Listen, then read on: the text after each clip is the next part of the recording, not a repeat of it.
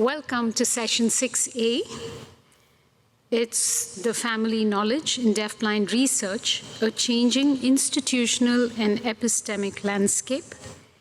I'm Namita Jacob, and it's my pleasure to have served in the scientific committee and my honor to moderate the session with these two lovely ladies. I'd like to introduce my speakers, Rosemarie van den Breemer, I practiced and I failed, is an associate professor in comparative politics at Inland Norway University of Applied Sciences since August 22, and a postdoctoral fellow at VID Specialized University Oslo as part of a project on citizenship and disability, 2020 to 2023, titled CitPro. She holds an MA and MPhil from the New School of Social Research in New York and a PhD from the University of Oslo. Her research interests include state governance of religion, as well as the state governance of disability, both seen from a comparative and historical perspective. Moreover, in her work, she connects everyday micropolitics with the broader institutional regimes of structuration. She currently leads a postdoctoral project on the disability family that charts family experiences with the care for children with congenital deafblindness. It thematizes family experiences with not being heard or not being taken seriously by service providers from within an analytic framework of epistemic injustice. The project is located at the nexus between deafblind, citizenship, and disability studies, and uses a participatory action approach involving co-researchers and a parent organization in the process of investigation. Rosemarie has years of lived experience as the mother of a child with congenital deafblindness. Welcome, Rosemarie, and really looking forward to listening to you. I'd also like to introduce our second speaker, Lilias Liston. Lilias is British, lives in Scotland. She was originally a French teacher and later taught English to speakers of other languages in France, Malaysia, and the UK. She stopped teaching when her 3 sons were born, the youngest of whom has congenital deafblindness. His name is Fergus, and he is now 25. When Fergus was born, Lilias knew nothing about deafblindness. In fact, she had never even heard the word. As Fergus progressed through school, it became more and more evident that the support he was receiving was not appropriate for a person with deafblindness. In 2015, Lilias was fortunate enough to go to the DBI World Conference in Romania, where she discovered a world of knowledge, research, experience, and expertise in deafblindness. And most importantly, she discovered that there were others like her son. On returning to the UK, Lilias was determined to learn more and did the interveners course, went to the Masters in Deafblindness 10th Anniversary Conference at Groningen University, and then eventually joined the Master's program herself, graduating with an MSc in Communication and Deafblindness in 2020. Her strongest motivation has always been to do her utmost to ensure that her son has a rich, fulfilling life filled with laughter and love and friendship. Please welcome Lilias Liston and Rosemarie van Breemer.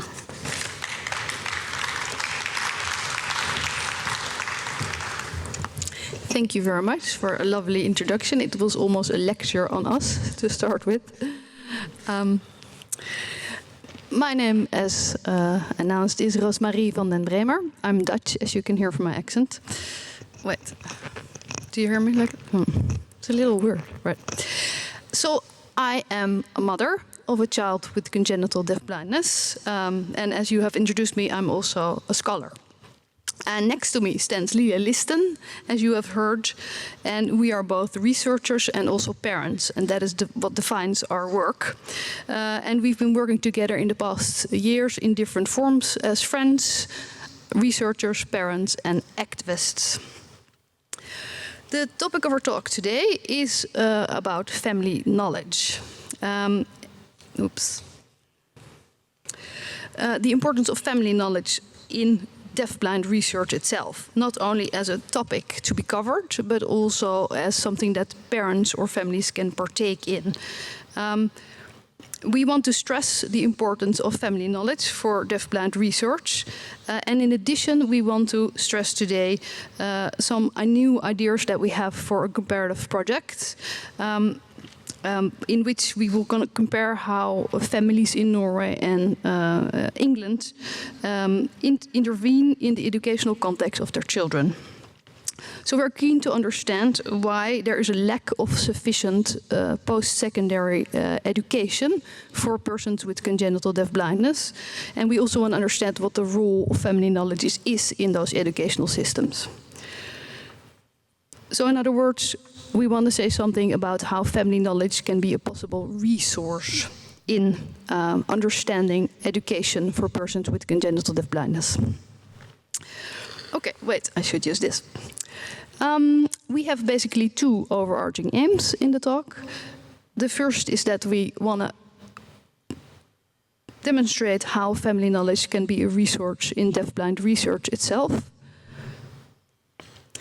And the second is that we want to propose family knowledge as a resource to understanding this particular institutional domain, if you like.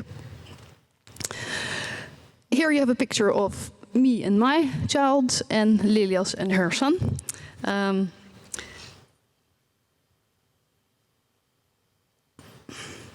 What we want to make a claim about is that family knowledge should be taken seriously and should be given due status, not only in the relationship between families and professionals when they work together. That's of course very important, but what we want to focus on here is a little bit more specific towards research, deafblind research. And there you can think of that role of families in different formations. The first sort of more traditional role is that of being an informant. So that's, for example, when researchers do interviews with family members. And that's, of course, a very important role to have. But what we're trying to get at here is something stronger.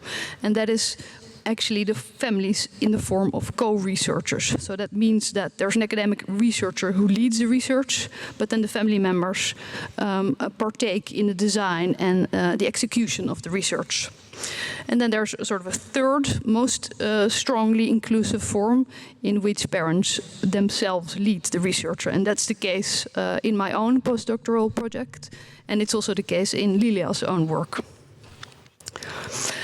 Now, why is it necessary to make such a claim that family knowledge should be given due status? And we have basically three important reasons. One is that in my own research, I find that families often experience that they're not being heard or taken seriously.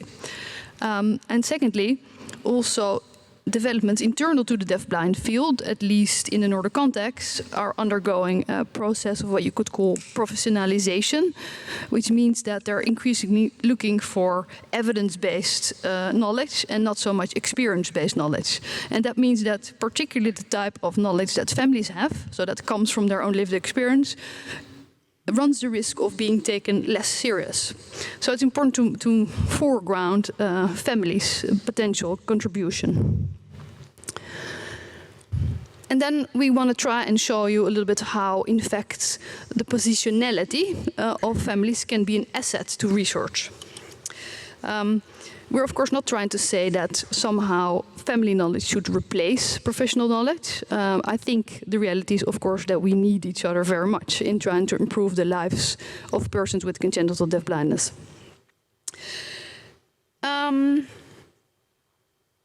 But I think one thing that family knowledge can provide, and which distinguishes it from professionals, is that it is a very type of contextual knowledge. And I have one example from my own life, is that when my son was 6 months old, he used to make this movement. And both my family and the professionals working with us didn't know what that was.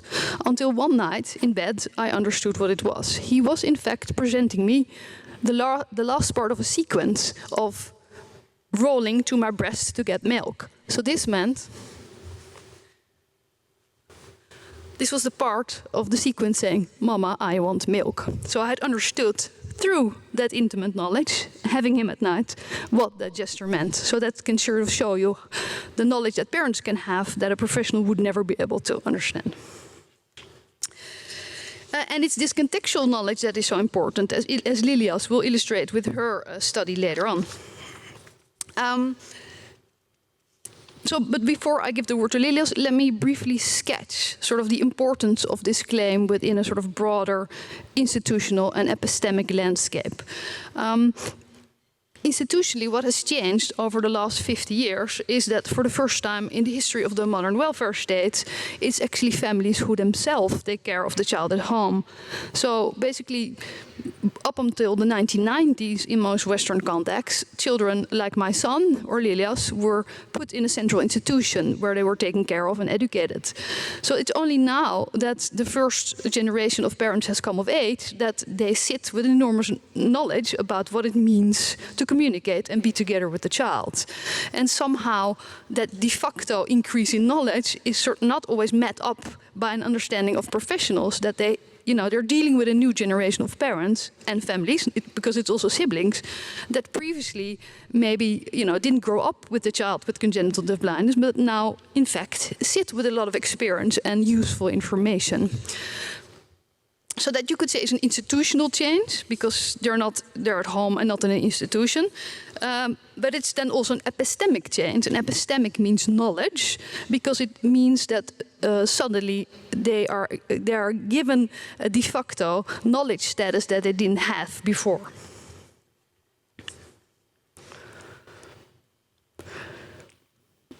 The second important historical development is a document like the 2000 Convention of the Rights of Persons with Disability, the CRPD, because that entails not only an historical shift in the human rights status of persons with disabilities, but again it also alters their epistemic status, because it mentions explicitly that the knowledge of persons with disability or families should be taken seriously. And that's a very important shift that this claim for family knowledge that we're trying to make rests upon. It comes sort of out of that. And then there is a third important historical movement, and that has to do with changes internal to academia itself, which is covered under the term of increasing user involvement. And that sort of started in the 1970s, so 50 years ago. You are maybe familiar with the claim, nothing about us without us, and that sort of illustrates that point. And there's two main reasons for that type of research. For political and ideological reasons, it's important that research is democratic and that those who are included and are marginalized profit and are empowered by such research. And the second argument for that type of research is that it leads also to better quality in terms of validity and of being relevant for society.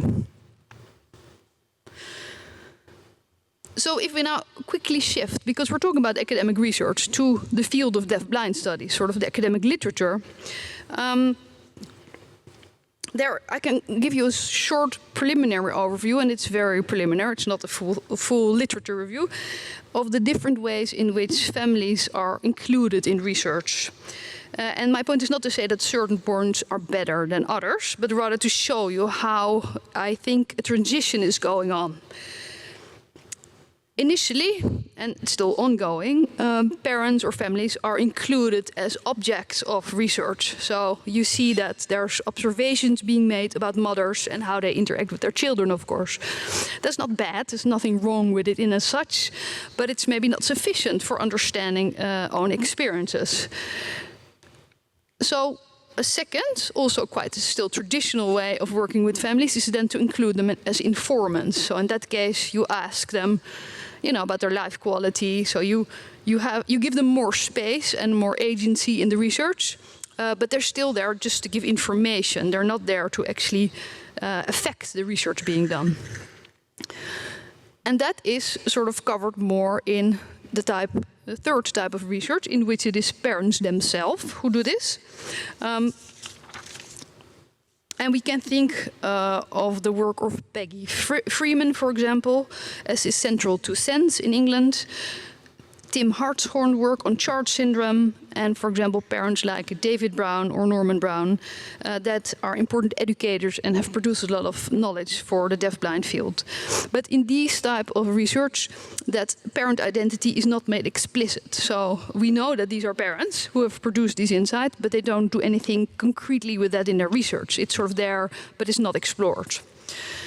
And that sort of leaves us to the last category, the type of research that Lilias and I am doing, or actually starting in the deafblind field, which is where parents not only lead or are co-producers in the research, but they're also explicit about that role. So they try to foreground how that knowledge is produced and showing that positionality, as it's called, so that situatedness in the live world has an impact on how you produce knowledge. That doesn't have to be a problem, but it has to be made explicit and shown. Okay. Before I give the word to Lilias, let me say a few words on this family knowledge that I have sort of talked about in the abstract. What sort of characteristics has it? And I think there's sort of three main features. On the one hand, I think that what characterizes family knowledge is that it's intimate, contextual, and intuitive. And I recall the example of the I want to give milk. That comes from a very intimate situation, which can give families a sort of an entrance point in understanding the child and its communication that professionals cannot have. The second sort of characteristic of family knowledge is that it's holistic. So it typically departs from an idea of the child as a whole, not ears and eyes and medical condition and whatnot, but you see the person as a whole, and that makes that you also have a different take on how certain information is processed and understood, and that's extremely important in the everyday situation, but also actually in the research itself. And then last, what you could say is that of course doesn't hold for all family or parents, but typically it is action guided. And what I mean by that is that it is intended to make a change to the situation in which the research is done. Okay. That was sort of my introduction to family knowledge and sort of what role it can have and how it functions in deafblind research. And then I give the word to Lilias now, who will say something about her own research project that she's done in the lived context of her son, and the way in which the qualities of that knowledge that she has, and furthermore as an instance of a mother who's able to change the educational context of her son. Lilias, the word is yours. Thank you.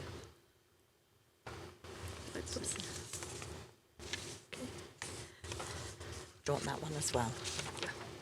Don't lose it. Thank you, Rosemarie. Oops. Sorry, I'm distinctly... Can you hear me?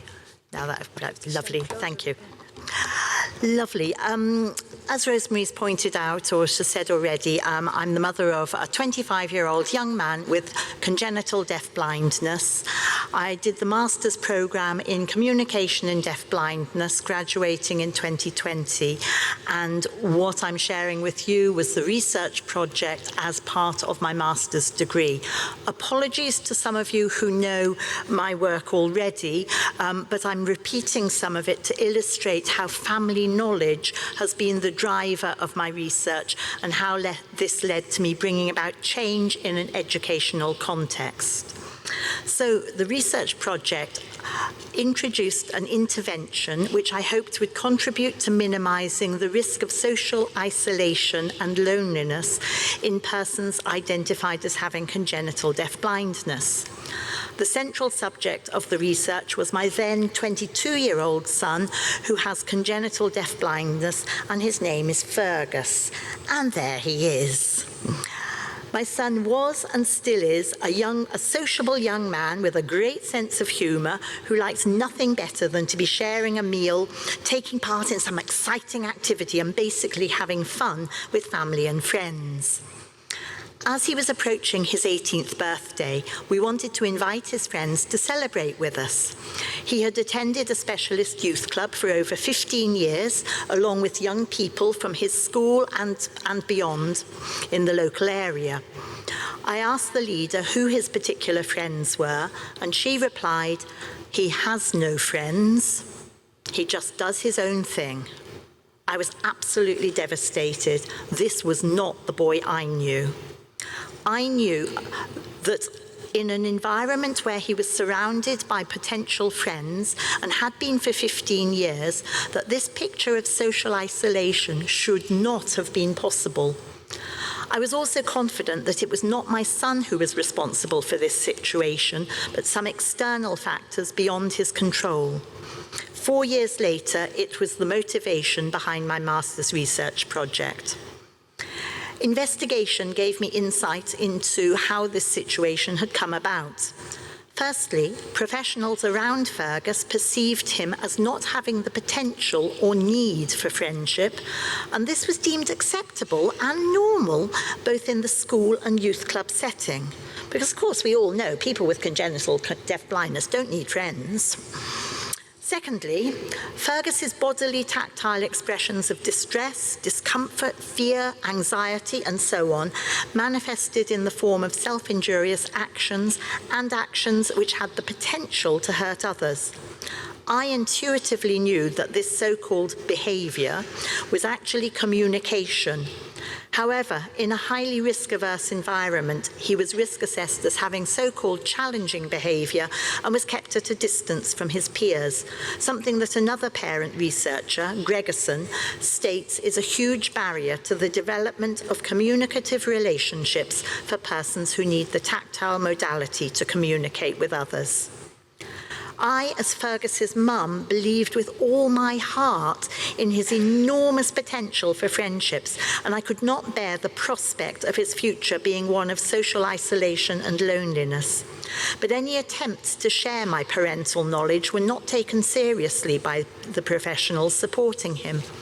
I so often heard the words, "You know your son best," but I was being paid lip service, and later would find that my contributions to meetings and discussions were rarely acted upon. My knowledge as a parent had no status. By the time I started my master's degree, I knew that if my research was to be worthwhile, I had to do something that resulted in a better, brighter future for my son. My research was therefore action-guided. First, I had to overcome a number of barriers.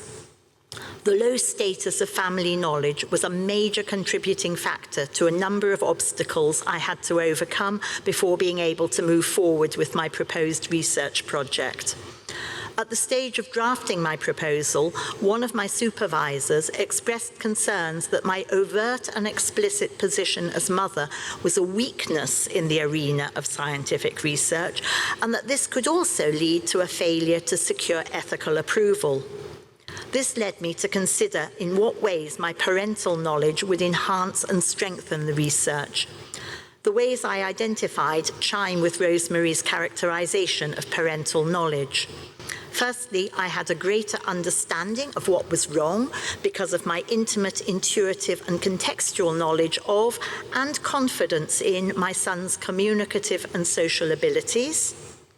Secondly, I had a holistic view of Fergus as a person, not just as a school student or a youth club attendee or a disabled person with X, Y, or Z conditions, and so on. This knowledge, which Reddy recognises as knowledge that comes from inside the realm of the personal relation, allowed me to see and believe in the potential in my son. I also had what Reddy describes as emotional engagement that would bring a different and richer level of understanding than independent researchers.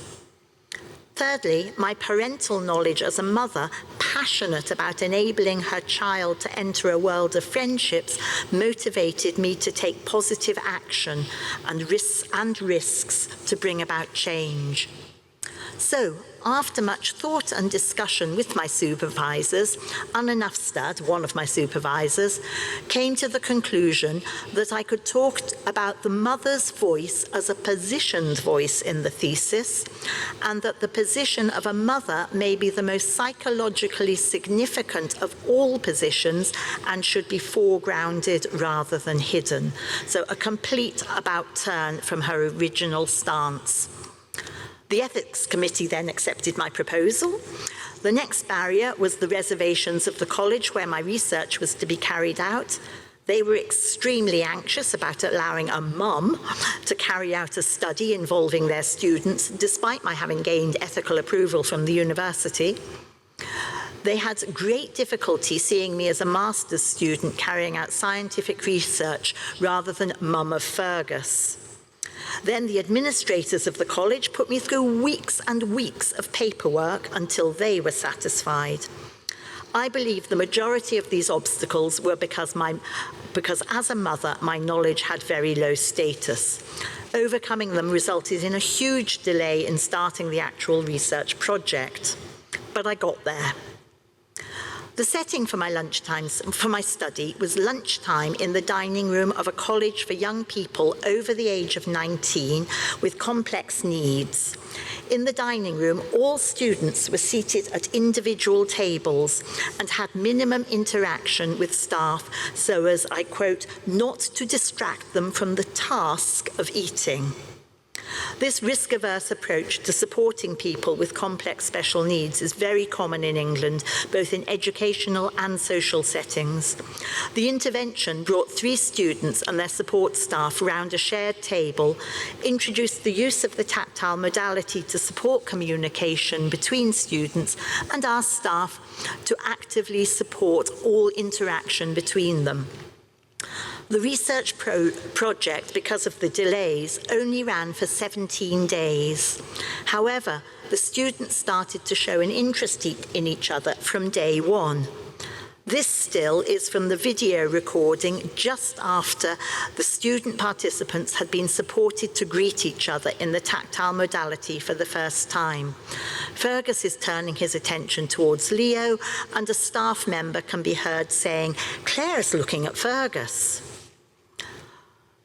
By day 15, the scene at the lunch table was very different, with independent observers reporting, By day 15, the scene at the lunch table was very different, with independent observers reporting staff and students to be happy, relaxed, and chatting to each other over a sociable meal. And I'd like to point out, on the video, Fergus can be heard actually saying, "ooh," in relation to his friend Leo's lunch. After the research project was finished, it was reported that college staff had extended the new approach to all students in the dining room, resulting in a happier, calmer, and more relaxed atmosphere, with staff and students now enjoying lunchtimes together. Leo, one of the student participants, and Fergus continued unprompted and unsupported now to develop their relationship in the classroom. This study has made a difference to the quality of my son's life in opening up access to building friendships with his peers. It has also resulted in a change of practice at the college that has improved opportunities for building social relationships between peers for all students who use the dining room at that college. 4 years on, the approach is still being used, and the dining room has become a place where students choose who they sit with, interaction is actively supported, and the dining room now has the buzz of any student cafeteria in any college across the country. So, to sum up, this study is an example of intimate, contextual, intuitive, and holistic parental knowledge leading to action-guided research which has brought about positive change in an educational context. My son has just completed his 6th and final year of post-19 education, the maximum he is legally entitled to. I've come across other parents of children with congenital deafblindness who wanted this for their children, but who have been unsuccessful in securing it. I've also spoken to a number of education professionals who also tell me that they have never heard of another young person with special educational needs achieving this. This has led us to ask the question, why? Thank you. Rosemarie, let me hand it back to you. Thank you very much, Lilias. I'll put a little higher in. Yeah, so that's a wonderful narrative Lilias has about her own study and what she's been able to achieve in the context of her son's life. And a perfect example of a family and a mother who's able, through her contextual and intimate knowledge, to actually make a change and also to contribute to academic research. But I think that her case also shows something else. And that's sort of what I would like to talk about in the remainder of the presentation, and that it shows something about how families are in a particularly good position to observe structural challenges in an institutional context, in this case in education. And what we're interested in, well, this was something that Lila still hadn't concluded. We'll hop over that. And that is that families can give an insight into the fact that actually there is not a perfect system for post-19 education for persons with congenital deafblindness at all. The two countries that we're looking at, or that we're wanting to look at, we've started, are Norway and England. And in many ways, these can be seen as success stories, because at the level of primary and secondary school, there's actually very good opportunities for persons with congenital deafblindness to get education. But however, that changes when the child or person reaches the age of 19 or 21.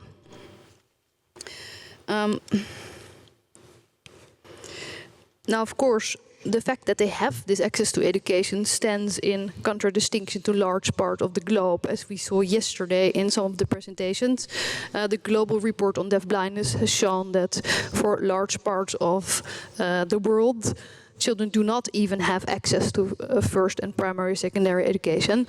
So in that sense, these countries are doing well, but still it's not good enough.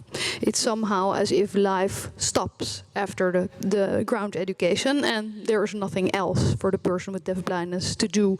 There's no high school, there is no any form of higher education. And that's, of course, particularly troubling because persons with congenital deafblindness need even more education than any average person, and they need many, many more years to develop and upkeep their communicative potential. So that leads us to the question, to sort of two knowledge needs that we think should be addressed. The first is the question, why is there a lack or insufficient institutional provision for post-19 education for persons with congenital deafblindness? And secondly, what we are interested in is to understand the role of family knowledge in this, as often being innovators. But that's something that needs to be researched. We don't know exactly what that role is. So that's why we're currently trying to develop a new research project, England and Norway, and potentially a third or fourth non-European country. We cannot go into any details on such a project, but we would like to sort of lay out some of the key features that the project has to incorporate, allowing for comparative learning between contexts. And that's, first of all, an understanding of the legal context. So what laws regulate access and right to post-19 education. And then secondly, laws are, of course, very important. But if you don't have actually schools or professionals that can do the work, your legal right amounts to not much.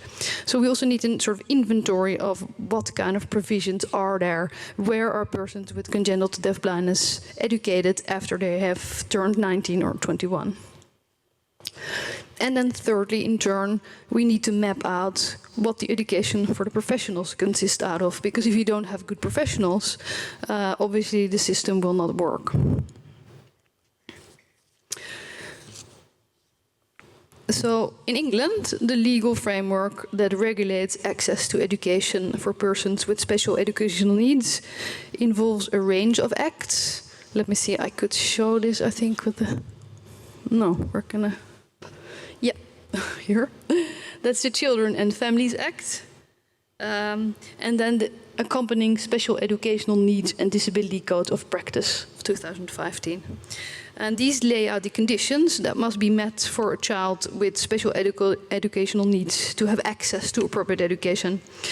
Now, what's particular to the English context, so it doesn't hold for the entire UK, but it holds for England, is that in the case of a person with deafblindness, there is a CARE Act and an accompanying CARE, can we read it for you? The CARE Act and the Care and Support for Deafblind Children and Adults Policy Guidance. And these two documents secure that there's going to be an offer for special services. And that's quite unique if you compare it to Norway. I mean, Norway is a country that often looks at itself as being on the forefront of all of this, but actually comparing to England, you see that the legal status is better secured in the English context. If we turn shortly to the Norwegian context, there's basically two main laws that regulate access to education. That's first of all the Education Act of 1998 that provides a right to special education under paragraph 5.1, but with the qualification that the student has proven potential for learning. So there's an assessment being made if there's any point in giving this person education. And that's of course where some of the trickiness lays with deafblindness, that if the assessment officer does not have sufficient knowledge, a misjudgment is going to be made. So even if there is the possibility of a legal right to education, it still in practice depends a lot on the qualities of those who are making the assessment. A second important law in the Norwegian context is the Municipal Health and Care Act. And this act provides a right to an individual plan and a coordinator. So here, I can't see it because it's behind the curtain, but an individual plan is somewhat in line with the health and care plan in the English context, and that's a document that makes an inventory of all the care and educational needs of this person throughout life. And that is then in addition used with an IOP, which is an individual educational plan, and that's sort of more specifically focused on education. So what we can establish from this very short overview is that at least in both countries there is a solid legal framework in place that should give the minimum of rights. When we come to the fact of the institution, so you can have rights, but is there actually an institution to go to? The picture looks like something like this, is that in England there is a wide range of specialist colleges. However, there's not so many that are appropriate to persons with congenital deafblindness. In Norway, you do not have special colleges at all. That doesn't exist as a system for this population. But there, often the solution is local in a municipality or through an institution like Signo.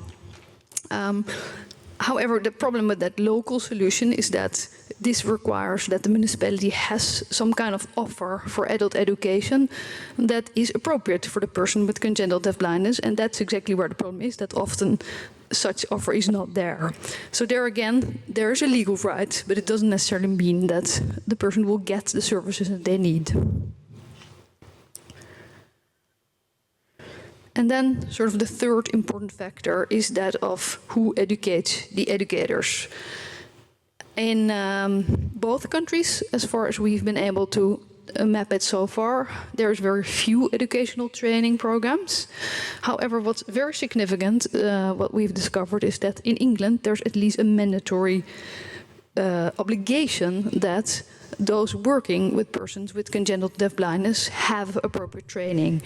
And that is something that lacks entirely in Norway. So in Norway, it is not your right as a family or as a person with congenital deafblindness to demand that those working with your child are in fact appropriately trained.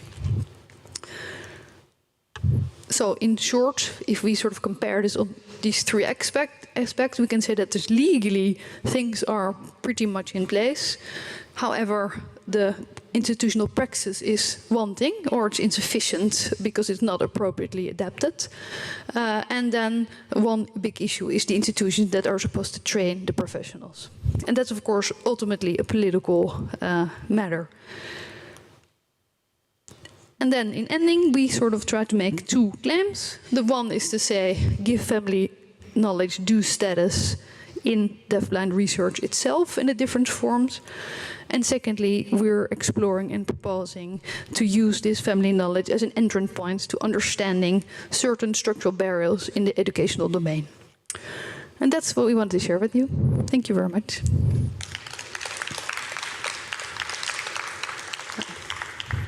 For those who are interested in literature, there's in this presentation a range of documents and our own work as well, if you're interested.